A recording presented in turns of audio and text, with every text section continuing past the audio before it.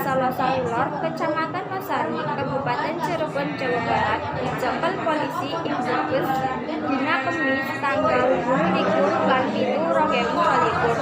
Bocah umur 22 taun kuwi dicekel amarga malah wong sing numpak motor lan ngaku dadi polisi.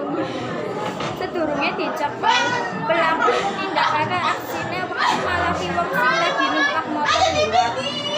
Sekitar kilometer Persana Ruas Tol Pejagan Pemalang, waktu dicekel, pelaku langsung digawa ing Mapolres Brebes Polsek Persana Suratman AKP.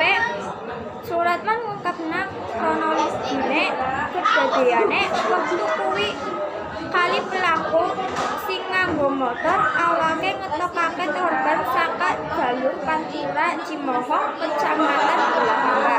Nganti ing jembatan layang Persana motore korban dipepet lan banjur korban kuwi mandeg. Pelaku ngaku dadi anggota Polsek Tanjung lan nodongne korek pistol ing arah korbane.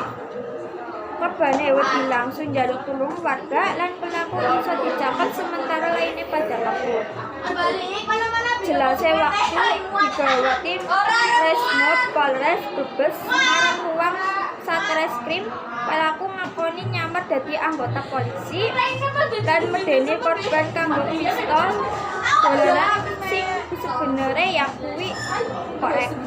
Pas mau pistolnya ngaku anggota Polsek Tanjung lan njaluk korbane nggo nyerahna duit.